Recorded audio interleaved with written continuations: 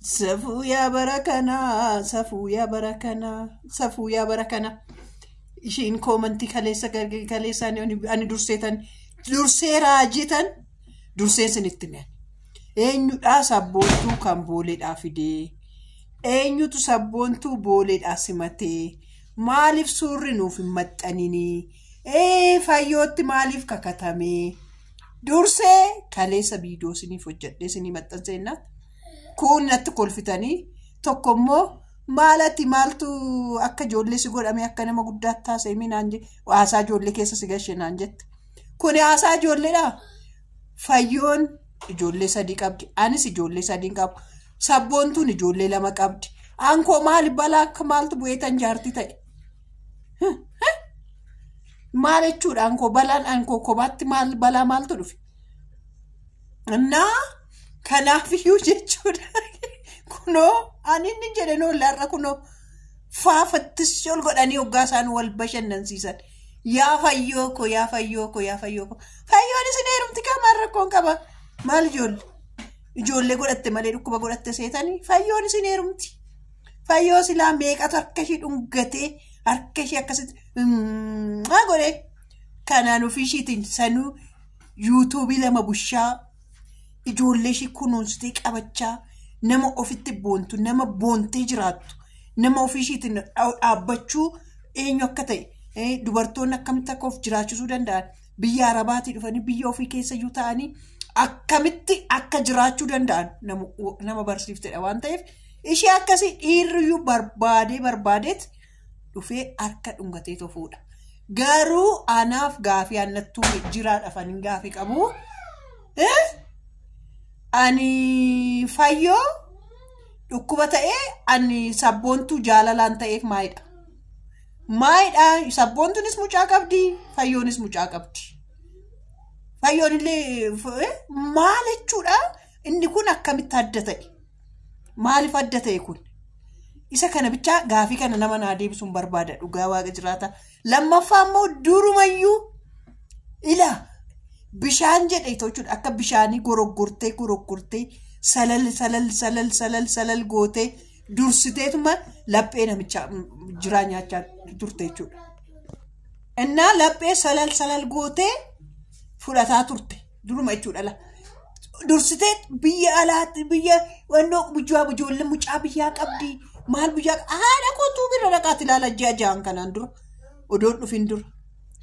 Fayyoo garraamiin koo dhiifama godheef jettee dhiifama walii goone jettee walitti araaramne jettee akkas ture dubbiin. Reefu ni raamittiin ani sirriitti nuuf taate dhugaa rabbi reefuudhaan amma sirriitti nuuf taate. Iseen jechuudha. Miimoorii shoortiin godhinaa miimoorii seefii godhaa. Ani sabboontuun isaa gizee biyya arabaatti deessee qabdus sinitti meeraa arabarraa akka ijoollee mucaa godhatte mucaa dubaraa.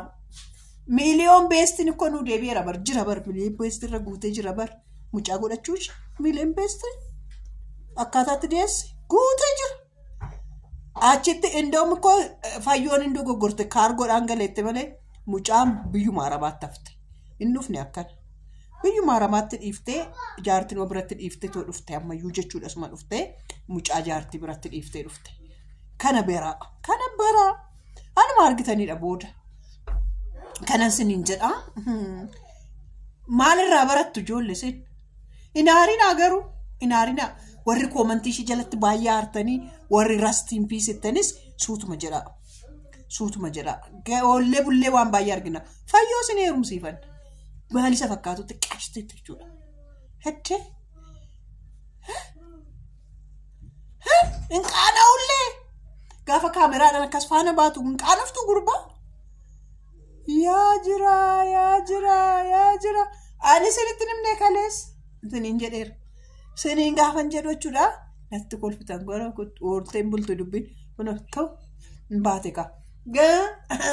Maaliifi piraayiveetii ta'ee ani argeera gaafa isaan walitti xamaxamanii abaaboo diimaa isa maal fakkaatu fuudhee dhaqee kenneefi idimee la TikTok idimee la YouTube dursitee gallakiftee itti ka viidiyoo sa'aatii 6 amma sa'aatii akkasitti nan gala Itoophiyaatti sa'aatii 5 galtu Annet nus video waraabbanna jennee garuu argineerra abbaas mates ababa akkamii akka bitamee kennameefis argineerra. Isaas nuu maxxansi kan tala. Isaas nuu maxxansi. Fayyoo koo garraamii koo akka naarreeti ishee. Egaa rabbii maa itti laata garuu. Yaa kudii yaa babbadinaa. Yaa babbadinaa. Nama kobalchiisa nama kobalchiisa. Ay sabboontu. Ammuma kakatte geesse. Kakataa turte bar. Haadha kootuu bijala dhaqaa daawwadhaa. Ji'a ja'aan dura hangan lakkiste. Ji'a ja'aan dura. Ji'a ja'amu ji'a shan akkas dura. Akkas dura hiqqettee fayyoo jaalalaa jala sin jira hiqqettee fayyoo boochiftee. Fayyoo boochiftee fayyoo guyyaa lama guyyaa sadii boochifatte. Ammas dhuftee hiqqettee jechuudha. Ammas immoo jiraan boru ijoollee isaatti deebi'a isin maal jette jedhaa turu faana. Ishiitti fakkaate garuu ishiitti fakkaate. Sabboontuun daftee aartii daftee buk jetti akka fayyootti hin qabattu.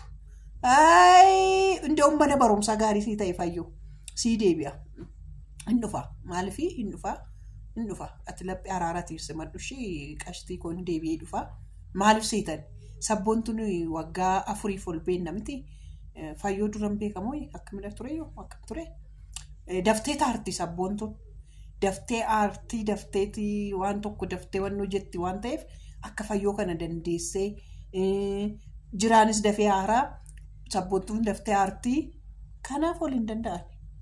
Ol danda'u seetanii jaalala ishee amma akkas callisee olii gadi fiffiiga malee danda'u akka fayyootti. Fayyoo qofatu isa danda'a. Inni jiraanis dafee haara bar. Kanaaf oduu dafee haaruu baate dubbii asiif garanaaf garatti garagashee meetii mucaa qashtii mucaa waggaa 12 akkoo namni nama guddina isaa fixate nama bira dhufe hamiin jedhee fudhatu.